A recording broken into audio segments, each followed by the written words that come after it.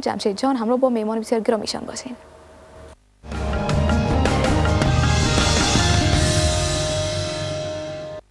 خدمت شما دوستا هستیم و جوان افغانی که از کانادا تشریف آوردن و افغان هستن که در اولین فیلم کانادایی بگیم یا یک فیلم ساختن در کانادا که واقعا بهترین فیلم است. قبل از اینکه صحبت رو با اونا شروع بکنیم یا اونا رو بر شما دقیقاً معرفی بکنیم، صحنه های جذاب از فیلم را آماده نشو داریم، میخوایم تماشا بکنیم، بعداً خدمت شما هستیم با مهمان عزیز و گرامی ما.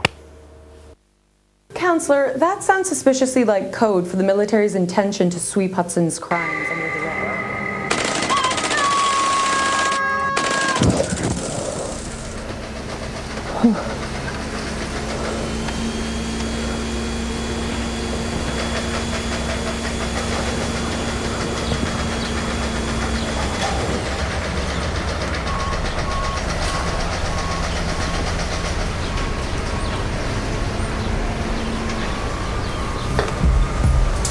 What's that?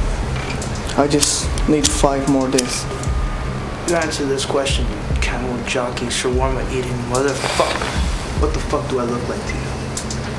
You want to see what he's talking about? This beauty was made in Germany. Yeah.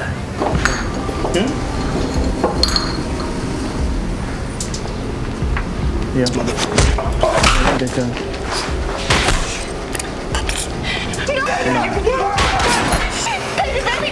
I will be there for you. If you only knew what I've been through to get here.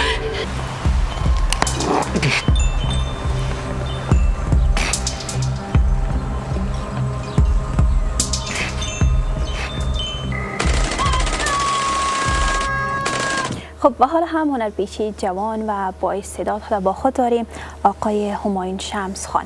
سلام بر شما، صبح شما بخیر. سلام بر شما، تشکر بسیار زیاد. صبحتون بخیر. صبحتون شما بخیر. تشکر. خوش شما رو با خود داریم. تشکر. و بسیار زیاد خوش آمدین، نزدیک از بسیار راه دور آمدین. تشکر بسیار زیاد. چقدر بخیر تشریف آوردین افغانستان؟ یک ماه میشه که افغانستان آمدیم. چطور میگذره؟ آب و هوای افغانستان خوش آمد؟ لذت میبری؟ خوب است، از کانادا که خوب است، هوایش اینقدر سرد نیست. خب میخواستم بسیار سرد است. بله کانادا فکر میکنم بسیار سردترین مملکت جهان است شاید باشه. اگر صحبت بکنیم روی فیلم که نامش سایکل است فکر بکنم. بله سایکل. خب در نخست بگوین سایکل چی معنا میده که دوستا؟ سایکل معنای سایکل چرخ به حساب در انگلیسی برش کارما میگه. کارما به حساب سرکل که سرکل که میره مثل تایر بایسکل وری سرکل. اوکی. در این فیلم شما نقش مرکزی رو داشتین؟ بله. فیلم ساخته افغان ها هست یا فیلم سایکل قصه است که ما پلی میکنم رول به نام اسلم. یک کاراکتر است که فامیلش در افغانستان کشته میشه. اگر فکرتون شده باشه چند وقت پیش در هلمند یک واقع شده باشه که خارجی ها سر خانه افغانا یک حمله شده بود.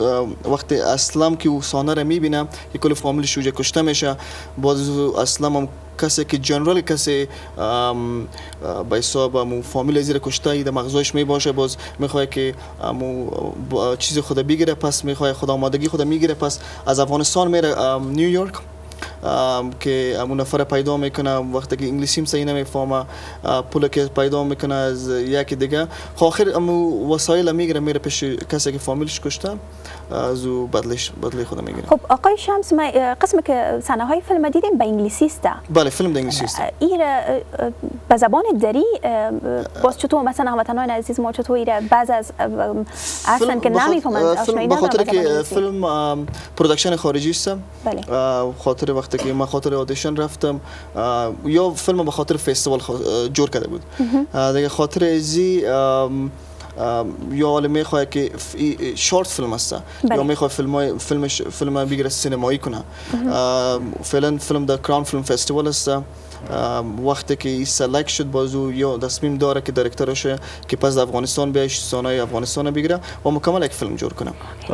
چند دقیقه هست برای فیلم؟ فعلا 25 دقیقه است. و کدام صحنه این فیلم زیادتر خوش خود میاد؟ از من مکمل فیلم خوش میاد، چون که از ان اکتر اگر قصه داستان فیلم اگر خوش من نمی اومد ماش کار نمیکردم.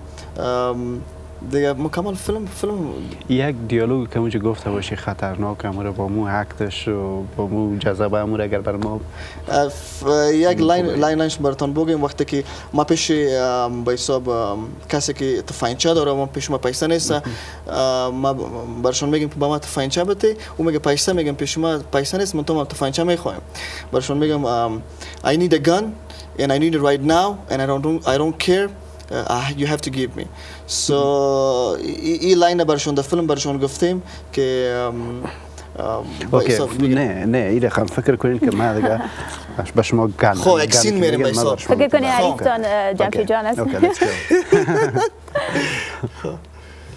I need a gun I need it right now and I don't even care okay you have to pay for it I don't have money oh it's impossible so how you expect to give you the gun I know but I don't have money but I have to get it from you right now because I don't want to listen to your bullshit right here. Oh.